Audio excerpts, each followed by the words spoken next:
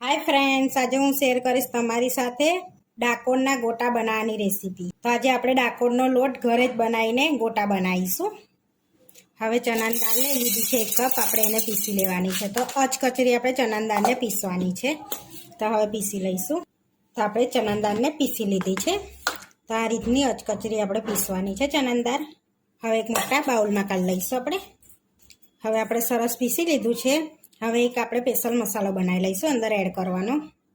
હવે 1 ટેબલસ્પૂન જીરું લઈ લઈશું આપણે, 2 સૂકા લાલ મરચાં લઈશું, 2 તમાલપત્ર લઈશું, 6 થી 7 લવિંગ લઈશું, 1 ટેબલસ્પૂન મરી આખા એડ કરીશું, સૂકા દાણા એડ કરીશું 1 ટેબલસ્પૂન, 2 તજના ટુકડા એડ કરીશું, 1 ટેબલસ્પૂન તલ એડ કરીશું, 1 ટેબલસ્પૂન વલિયારી એડ કરીશું। હવે આ બધા મસાલા આપણે રોસ્ટ કરી લઈશું।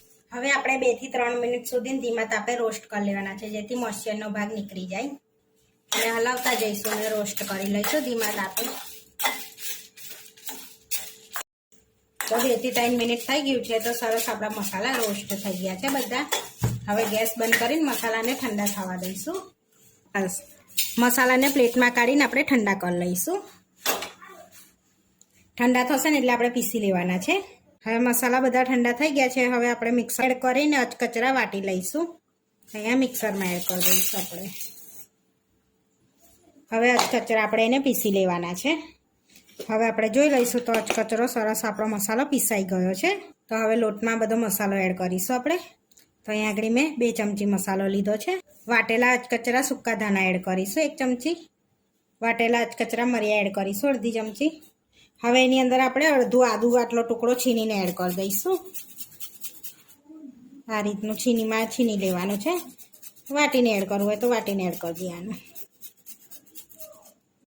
અહીંયા બધું આદુ આપણે છીની લીધું છે આ રીતનું। હવે 1 ચમચી લીલા મરચાં એડ કરીશું। તો અહીંયા તીખા છે એટલે 1 ચમચી લીધું છે મેં। સ્વાદ પ્રમાણે મીઠું એડ કરીશું। તો અહીંયા 1.5 નાની ચમચી મેં મીઠું એડ કર્યું છે। ચપટી હળદર એડ કરીશું, 1 વાટકી ધાણા એડ કરીશું, થોડી હિંગ એડ કરીશું, 1 ચમચી ખાંડ એડ કરીશું। હવે આ બધું આપણે મિક્સ કરીને અને લોટને છે ને દૂધથી બાંધીશું। થોડું દૂધ એડ કરવાનું છે અને લોટ બાંધીએ। તો અહીંયા આગળ મેં ઠંડુ દૂધ લીધું છે, તો ઠંડા દૂધથી આપણે લોટ બાંધવાનો છે આ રીતનો। આ ડાકોરનો લોટ આપણે દૂધથી જ બાંધવામાં આવે છે, એટલે દૂધથી બાંધી લેવાનો છે લોટને આપણે। તો પહેલાં થોડોક કઠણ આપણે બાંધીશું લોટને, પછી ખાંડને એવું એડ કર્યું છે એટલે 10 મિનિટ માટે આપણે એને રેસ્ટ આપીશું। હવે આ રીતના આપણે રેસ્ટ આપીશું 10 મિનિટ સુધી, ઢાંકીને રેસ્ટ આપીશું। હવે આપણે રેસ્ટ આપીએ 10 મિનિટ થઈ ગયો છે લોટને। હવે એની અંદર અડધી ચમચી સોડા એડ કરીશું આપણે, 1 ચમચી થોડુંક ગરમ તેલ એડ કરીશું, અડધું લીંબુ એડ કરીશું સોડા પર આપણે। હવે બધું મિક્સ કરી લઈશું। આપણો લોટ સરસ આમ પલળી ગયો છે। આપણા લોટ થોડો કઠણ લાગતો તો 2 ચમચી જેવું આપણે દૂધ એડ કર્યું છે અંદર। હવે સરસ બધું મિક્સ કરી લઈશું આપણે।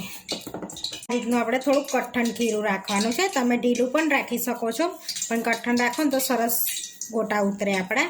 તો આ રીતનું થોડુંક કઠણ ખીરું રાખવાનું છે। હવે આપણે ગોટા ઉતાર લઈશું।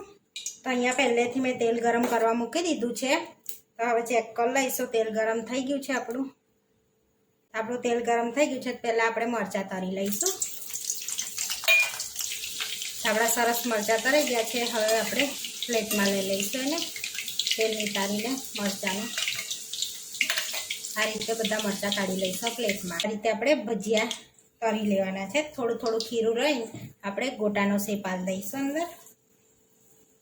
તો ધીમા તાપે આપણે સરસ એવા ક્રિસ્પી થાય ને ત્યાં સુધી તળાવવા દઈશું। તો ધીમા તાપે એને તળાવવા દેવાના છે આપણે ગોટાને। તો આપણે આ રીતના ગોટા તળી લીધા છે। હવે આપણે તેલ નિતારીને બહાર કાઢી લઈશું। તો આ રીતનો કલર રાખવાનો છે આપણે, પ્લેટમાં લઈ લઈશું આપણે આ રીતે, અને આ રીતે બધા તળી લઈશું આપણે। બધા ગોટા તળાઈ ગયા છે, હવે આપણે સર્વ કરી લઈશું।